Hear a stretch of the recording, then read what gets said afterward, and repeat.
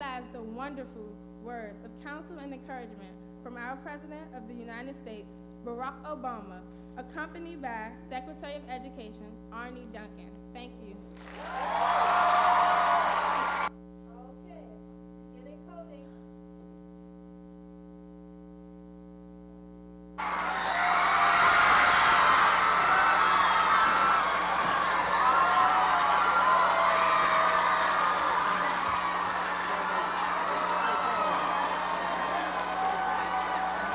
Hey.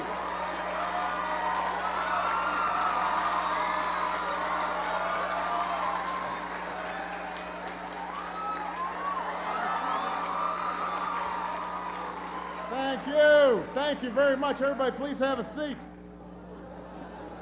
Oh, well, Madam President, that was an outstanding introduction. We are so proud of Danae for representing this school so well.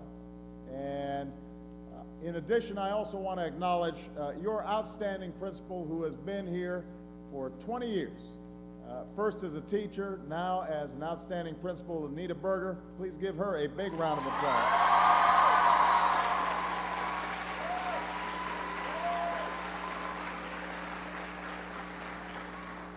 I want to acknowledge as well, Mayor Gray is here, so the mayor of Washington, D.C. is here. Please give him a big round of applause.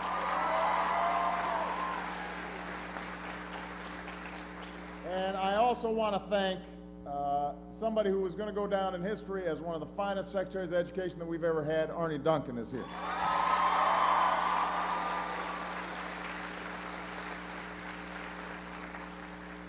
Now, it is great to be here at Benjamin Banneker High School, one of the best high schools, not only in Washington, D.C., but one of the best high schools in the country. But we've also got students tuning in from all across America. And so I want to welcome you all to the new school year, although I know that many of you have already been in school for a while. I know that here at Banneker, you've been back at school for a few weeks now, so everything's just starting to settle in, just like for all your peers all across the country. The fall sports season is underway. Musicals and marching band routines are starting to shape up, I believe. And your first big tests and projects are probably just around the corner. I know that you've also got a great deal going on outside of school. Your circle of friends might be changing a little bit. Issues that used to stay confined to hallways or locker rooms are now finding their way onto Facebook and Twitter. Some of your families might also be feeling the strain of the economy. As many of you know, we're going through one of the toughest economic times that we've gone through in our lifetime, in my lifetime. Your lifetime hasn't been that long. And so as a consequence, you might have to pick up an after-school job to help out your family. Or maybe you're babysitting for a younger sibling because mom or dad is working an extra shift. So all of you have a lot on your plates. You guys are growing up faster and interacting with a wider world in a way that old folks like me, frankly, just didn't have to. So today, I don't want to be just another adult who stands up and lectures you like you're just kids, because you're not just kids. You're this country's future. You're young leaders. And whether we fall behind or race ahead as a nation is going to depend in large part on you. So I want to talk to you a little bit about meeting that responsibility. It starts, obviously, with being the best student that you can be. Now, that doesn't always mean that you have to have a perfect score on every assignment. It doesn't mean that you've got to get straight A's all the time, although that's not a bad goal to have. It means that you have to stay at it. You have to be determined, and you have to persevere. It means you've got to work as hard as you know how to work.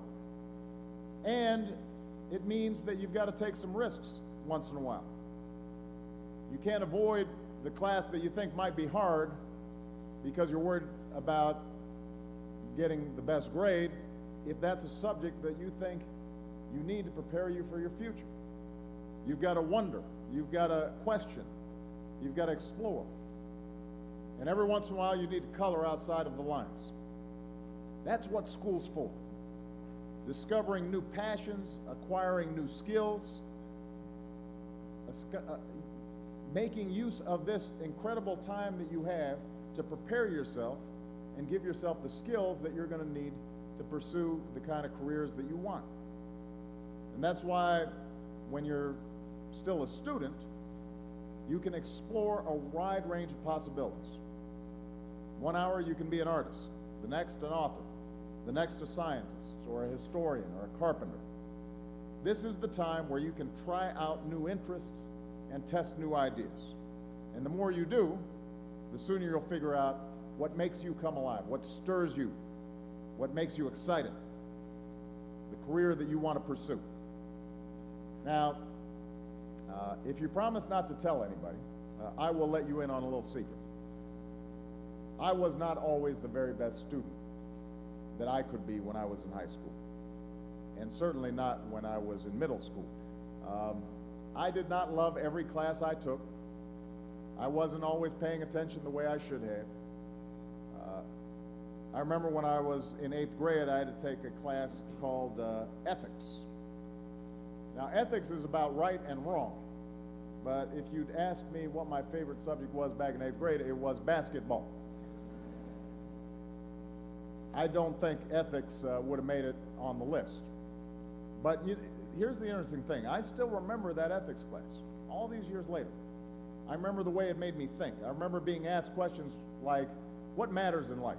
Or what does it mean to treat other people with dignity and respect? What does it mean to live in a diverse nation where not everybody looks like you do or thinks like you do or comes from the same neighborhood as you do? How do we figure out how to get along? Each of these questions led to new questions. And I didn't always know the right answers. But those discussions and that process of discovery, those things have lasted. Those things are still with me today. Every day I'm thinking about those same issues as I try to lead this nation. I'm asking the same kinds of questions about how do we as a diverse nation come together to achieve what we need to achieve. How do we make sure that every single person is treated with dignity and respect? What responsibilities do we have to people who are less fortunate than we are? How do we make sure that everybody's included in this family of Americans? Those are all questions that date back to this class that I took back in 8th grade. And here's the thing, I still don't know all the answers to all these questions.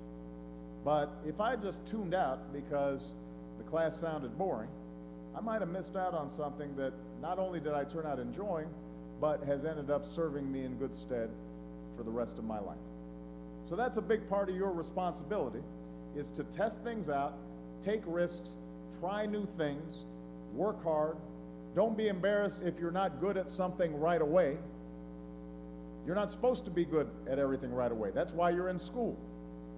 The idea, though, is that you keep on expanding your horizons and your sense of possibility. Now's the time for you to do that. And those are also, by the way, the things that will make school more fun.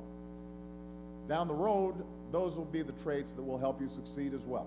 The traits that will lead you to invent a device that makes an iPad look like a stone tablet, or what will help you figure out a way to use the sun and the wind to power a city and give us new energy sources that are less polluting, or maybe you'll write the next great American novel. Now, to do any of those things, you have to not only graduate from high school, and I know I'm in the amen corner with Principal Berger here. Not only do you have to graduate from high school, but you're going to have to continue education after you leave. You have to not only graduate, but you've got to keep going after you graduate. That might mean for many of you a 4-year university. I was just talking to Danae, and she wants to be an architect, and she's interning with an architectural firm, and she's already got her sights set on what school she wants to go to. But it might, for some other folks, be a community college or a professional credentialing or training.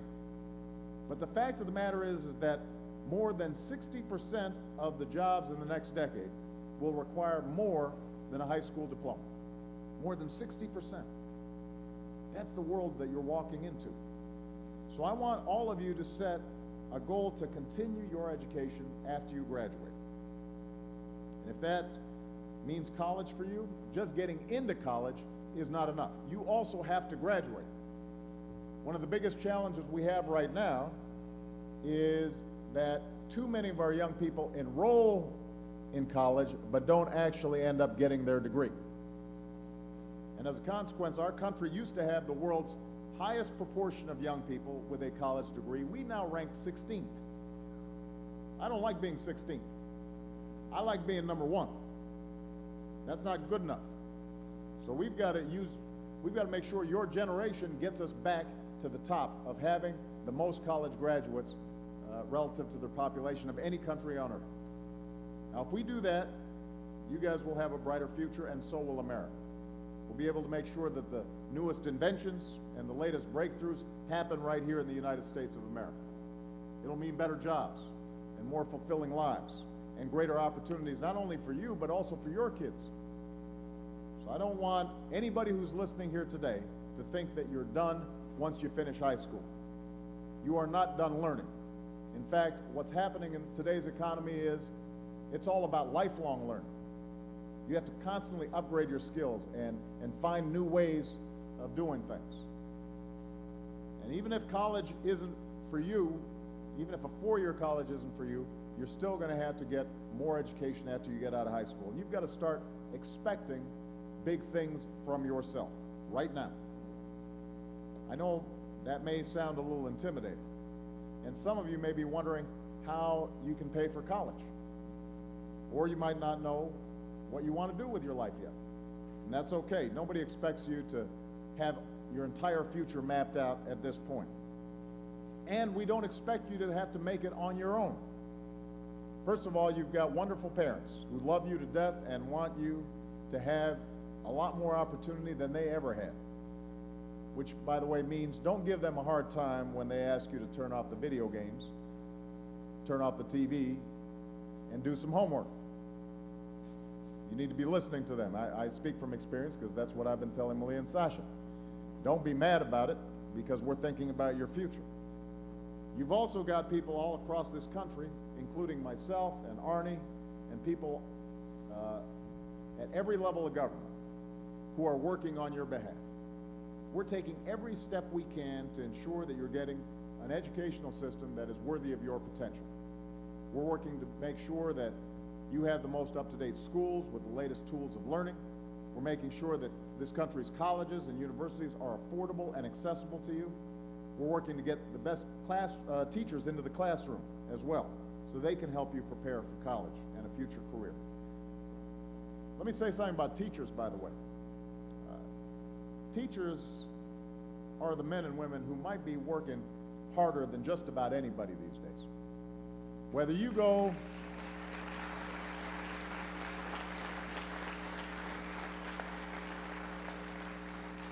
to a big school or a small one, whether you attend a public or a private or a charter school, your teachers are giving up their weekends, they're waking up at dawn, they're cramming their days full of classes and extracurricular activities, and then they're going home, eating some dinner, and then they've got to stay up sometimes past midnight grading your papers and correcting your grammar and making sure you got that algebra formula properly. And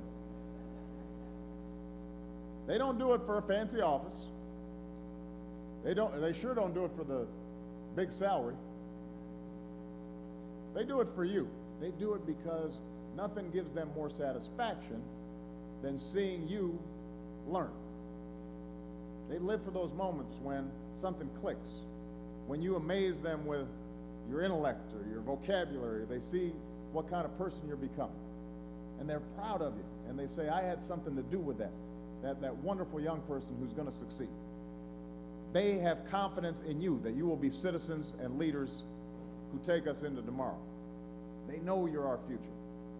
So your teachers are pouring everything they got into you, and they're not alone. But I also want to emphasize this. With all the challenges that our country's facing right now, we don't just need you for the future, we actually need you now. America needs young people's passion and their ideas. We need your energy right now. I know you're up to it because I've seen it. Nothing inspires me more than knowing that young people all across the country are already making their marks. They're not waiting. They're making a difference now. There are students like Will Kim from Fremont, California, who launched a nonprofit that gives loans to students from low-income schools who want to start their own business. Think about that. So he's giving loans to other students. He set up a non-for-profit. You know, he's raising the money doing what he loves through dodgeball tournaments and capture the flag games. But he's creative, he took initiative, and now he's helping other young people be able to afford the schooling that they need. There's a young man, Jake Bernstein, 17 years old, from a military family in St. Louis. Worked with his sister to launch a website devoted to community service for young people. And they've held volunteer fairs and put up an online database and helped thousands of families to find volunteer opportunities ranging from maintaining nature trails to serving at local hospitals. And then last year, I met a young woman named Amy Chow from Richardson, Texas. She's 16 years old, so she's the age of some of you here. During the summer, I think because somebody in her family had an illness, she decided that she was interested in cancer research. She hadn't taken chemistry yet, so she taught herself chemistry during the summer. And then she applied what she had learned and discovered a breakthrough process that uses light to kill cancer cells. 16 years old. It's incredible, and she's been approached by some doctors and researchers who want to work with her to help her with her discovery. The point is, you don't have to wait to make a difference. Your first obligation is to do well in school. Your first obligation is to make sure that you're preparing yourself for college and career. But you can also start making your mark right now. A lot of times, young people may have better ideas than us old people do anyway. We just need those ideas out in the open, in and out of the classroom. And when I meet young people like yourselves, when I sat and talked to Danae, I have no doubt that America's best days are still ahead of us, because I know the potential that lies in each of you. Soon enough, you will be the ones leading our businesses and leading our government. You will be the one who are making sure that the next generation gets what they need to succeed. You'll be the ones that are charting the course of our unwritten history. And all that starts right now, starts this year. So I want all of you who are listening, as well as everybody here at Banneker, I want you to make the most of the year that's ahead of you.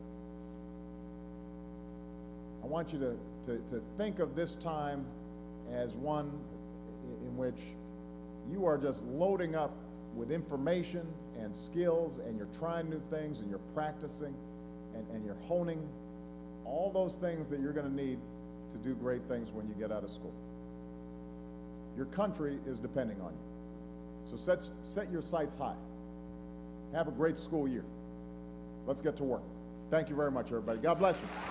God bless the United States of America.